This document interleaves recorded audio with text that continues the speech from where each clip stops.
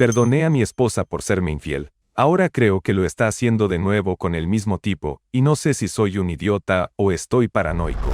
No sé ni por dónde empezar, la verdad. Siento un nudo en el estómago que no me deja ni respirar. Es una sensación que pensé que nunca más volvería a sentir. Llevaba 10 años con Sofía Herrera, mi esposa, mi compañera, la persona que yo creía conocer como la palma de mi mano. Construimos todo juntos desde cero, desde los muebles baratos de nuestro primer apartamento hasta la casa que tenemos ahora, esa que pintamos nosotros mismos durante un verano entero, riéndonos y acabando más manchados nosotros que las paredes. Teníamos planes, sueños, una vida entera por delante, y entonces descubrí que me estaba siendo infiel. No fue algo que sospechara, no de verdad. Hubo señales, claro. Ahora las veo con una claridad que quema. Pero en ese momento las ignoré. Que si se quedaba hasta tarde en la oficina más seguido.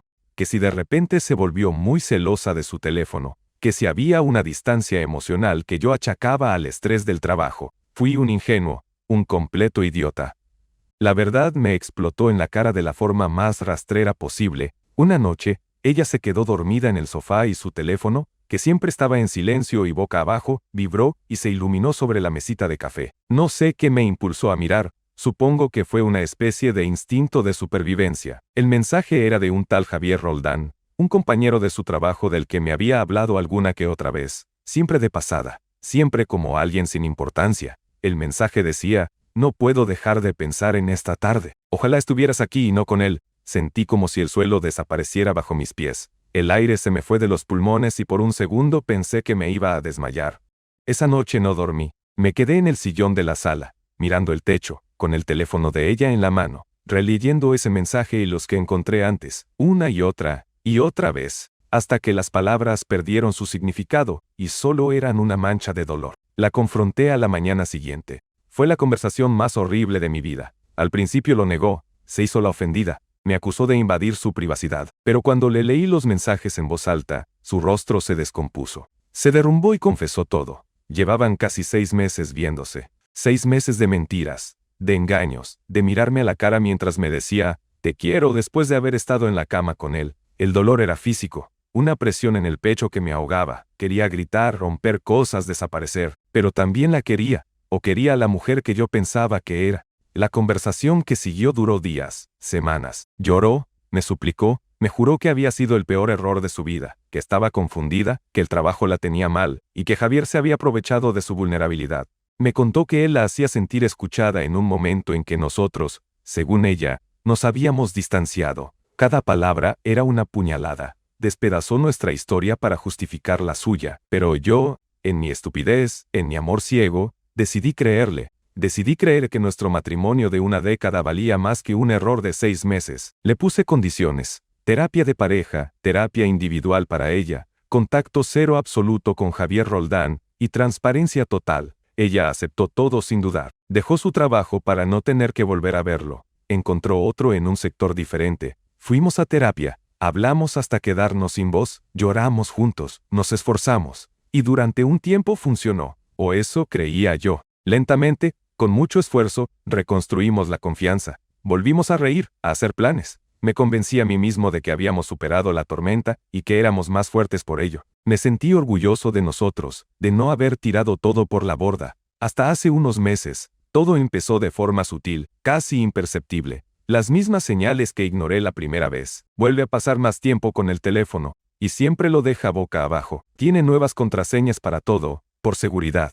Dice, sale más a menudo con amigas del nuevo trabajo, amigas de las que nunca me habla en detalle. Yo intentaba no pensar mal, me decía a mí mismo que era mi trauma, mi paranoia, que no podía castigarla para siempre por un error del pasado. Pero hace 3 semanas, algo se rompió. Llegó a casa oliendo a un perfume de hombre que no era el mío. Le pregunté y se puso nerviosa. Dijo que era de su jefe, que la había saludado con un abrazo en una reunión. Una excusa torpe, extraña. La semana pasada, revisando el estado de cuenta de la tarjeta de crédito que compartimos, parte de nuestro acuerdo de transparencia, vi un cargo de un café en una zona de la ciudad a la que nunca vamos. Un martes a las 4 de la tarde, cuando se supone que estaba en una reunión importante en su oficina. Cuando le pregunté, se molestó, me dijo que estaba siendo controlador, que sentía que la estaba asfixiando, que cuándo iba a perdonarla de verdad. Me hizo sentir culpable a mí. y la gota que derramó el vaso fue anoche. Estaba buscando un documento en el coche y en la guantera, debajo de los papeles del seguro, encontré un recibo doblado de una gasolinera. Era de hace 2 días. Alguien había comprado gasolina y un paquete de chicles de menta. Nosotros no compramos esa marca, pero lo que me heló la sangre fue la firma en el recibo. No era la de Sofía. La conozco perfectamente. Era una firma masculina, rápida, casi un garabato, y aunque no la había visto en 2 años, mi mente la reconoció al instante. Javier Roldán. Su firma estaba en un papel que encontré en la guantera de nuestro coche. No sé qué pensar. Mi cabeza da vueltas. Por un lado, una parte de mí me grita que estoy loco, que estoy conectando puntos que no existen, que estoy a punto de arruinar mi matrimonio por una paranoia alimentada por el pasado. Pero mi instinto, ese mismo instinto que ignoré la primera vez, me está gritando que algo va terriblemente mal. Siento que estoy al borde del mismo precipicio, pero esta vez la caída sería 1000 veces peor, porque significaría que no solo me engañó, sino que me vio la cara de estúpido, que perdonarla fue el error más grande de mi vida, y que todo el esfuerzo, el dolor y la terapia de estos 2 años no sirvieron para nada. Estoy exagerando y dejando que el pasado me atormente, o debería empezar a cavar para encontrar la verdad, sabiendo que podría destruir todo lo que hemos reconstruido. ¿Qué harían ustedes? Actualización 1. Hola a todos. Primero que nada, quiero darles las gracias. Leí cada uno de los comentarios de mi post original, los buenos, los malos y los que me decían sin rodeos que estaba siendo un imbécil. Para los que recién se unen a esta pesadilla, aquí va un resumen rápido. Hace 2 años descubrí que mi esposa, Sofía Herrera, me había sido infiel durante 6 meses con un compañero de trabajo, Javier Roldán. Pasamos por un infierno, terapia de pareja, ella cambió de trabajo, y yo tomé la decisión de perdonarla y luchar por nuestro matrimonio de más de una década. Hace unas semanas, las viejas alarmas empezaron a sonar de nuevo. El secretismo con el teléfono, las salidas extrañas, y el golpe de gracia fue encontrar un recibo de gasolina firmado por Javier en nuestro coche. Estaba en un limbo, preguntándome si era mi paranoia o si la historia se estaba repitiendo de la forma más cruel posible. Los comentarios de ustedes fueron un balde de agua fría. Muchos me decían que las señales eran demasiado evidentes como para ignorarlas, que quien la hace una vez, la hace 2 veces, y que merecía una verdad definitiva, por dolorosa que fuera. Una parte de mí se resistía. Quería creer que estaban equivocados, que el recibo era una coincidencia absurda, que mi mente me estaba jugando una mala pasada. Pero la duda es como un veneno. Se te mete por las venas y lo infecta todo. Me di cuenta de que no podía seguir viviendo así, mirando cada gesto de Sofía con lupa, sintiendo que el pánico me subía por la garganta cada vez que su teléfono vibraba. Necesitaba saber la verdad, no por morbo, sino para poder salvarme a mí mismo. Confrontarla directamente sin pruebas contundentes sería inútil. Ya lo había intentado con el cargo de la tarjeta, y me había volteado la tortilla, haciéndome sentir como un carcelero loco y controlador. Me di cuenta de que ella ya tenía un guión preparado para mis sospechas, y yo necesitaba algo irrefutable, algo que no pudiera negar ni manipular. Así que hice algo de lo que no estoy orgulloso, algo que me hizo sentir sucio y rastrero. Pero la desesperación te lleva a lugares oscuros. Compré un rastreador GPS por internet. Llegó en una caja anónima y la escondí en el fondo de mi armario como si fuera contrabando. Esperé a que Sofía se durmiera profundamente una noche. Bajé al garaje a las 2 de la mañana, en pijama y descalzo, con la linterna del móvil y ese pequeño aparato negro en la mano, mientras me arrastraba por el suelo frío y polvoriento para pegar el rastreador con su imán al chasis del coche. Nuestro coche, el que compramos juntos después de ahorrar por años, me sentí como el villano de una película. En esto se había convertido mi vida, en espiar a mi propia esposa. Una lágrima de pura frustración y humillación me rodó por la cara. No era yo, pero era lo que quedaba de mí después de tanta mentira. Los primeros días fueron una tortura de otro tipo. Me volví adicto a la aplicación del GPS en mi teléfono. La abría compulsivamente cada 10 minutos. El punto azul que representaba nuestro coche se movía de casa al trabajo de Sofía, del trabajo al supermercado, del supermercado a casa de su madre. Rutas normales, predecibles. Empecé a pensar que, efectivamente, me había vuelto loco, que había tirado el dinero en ese aparato y que estaba a punto de destruir mi matrimonio por fantasmas. Incluso empecé a sentirme culpable. Sofía parecía normal, cariñosa a su manera. Me preguntaba qué tal mi día, y yo le sonreía y le contestaba mientras en mi bolsillo el teléfono me decía exactamente dónde estaba, listo para atraparla. Me sentía un monstruo, La calma duró una semana. Y entonces, el martes pasado, todo explotó. Sofía me había dicho por la mañana que tendría un día larguísimo. Una cena de trabajo importante con unos clientes de fuera, que probablemente llegaría tardísimo, que no la esperara despierto. Le di un beso, le deseé suerte y sentí esa punzada familiar de desconfianza. A las 7 de la tarde, abrí la aplicación. El coche estaba, efectivamente, en el restaurante del centro donde dijo que sería la cena. Ok, tal vez soy un paranoico, pensé, y sentí un pequeño alivio. Intenté distraerme, ver una película, pero no podía concentrarme. A las 9:30 volví a mirar. El punto azul ya no estaba en el restaurante. Se estaba moviendo, pero no venía hacia casa. Se dirigía hacia el sur, a una zona de la ciudad que no conocía. Un barrio residencial de casas unifamiliares, lejos de todo. Mi corazón empezó a latir con fuerza. Tranquilo, me dije. A lo mejor va a dejar a un cliente a su casa. Pero pasaron 10 minutos, 20, media hora. El coche se detuvo en una calle pequeña y sin salida, y no se movió más. Sabía que tenía que ir. No podía quedarme en casa imaginando escenarios. Necesitaba ver. Conduje como un autómata. No recuerdo ni el camino. Solo sé que mis manos se aferraban al volante con tanta fuerza que mis nudillos estaban blancos. La dirección que me marcaba el GPS estaba a 40 minutos de casa. Llegué a la calle. Era oscura, tranquila, con árboles frondosos que apenas dejaban pasar la luz de las farolas. Y al final de la calle, ahí estaba, nuestro coche. Aparqué mi propio coche a una distancia prudencial. Apagué las luces y el motor, y esperé. El tiempo se estiró hasta volverse pegajoso. Pasó una hora que pareció una vida entera. Me sentía ridículo, sentado a oscuras en mi coche, espiando. Pero entonces, la puerta de una de las casas se abrió, proyectando una luz cálida sobre el porche. Y los vi. Primero salió él, Javier Roldán. Se veía relajado, sonriente. Después salió ella. Se reía de algo que él le decía. Él le pasó la mano por la cintura para acercarla y le dio un beso. No fue un beso robado, desesperado. El beso de una aventura clandestina. Fue un beso tierno, doméstico. El beso que una pareja se da al despedirse en la puerta de su casa. Ella le acarició la mejilla y luego caminó hacia nuestro coche, buscó las llaves en su bolso y se fue. Él se quedó en el porche, mirándola hasta que dobló la esquina. Me quedé paralizado. No sentí rabia, no al principio. Sentí un vacío helado, una calma terrible. Era la certeza, la confirmación de que no estaba loco. La confirmación de que todo lo que había sospechado era real, pero 1000 veces peor. No era solo una infidelidad, no eran encuentros furtivos en hoteles baratos. Él tenía una casa, y ella salía de ella como si fuera la suya. Los 2 años de terapia, sus lágrimas, sus promesas de nunca más, el trabajo que dejó, la reconstrucción de nuestra confianza, todo había sido una farsa, una mentira monumental y perfectamente ejecutada.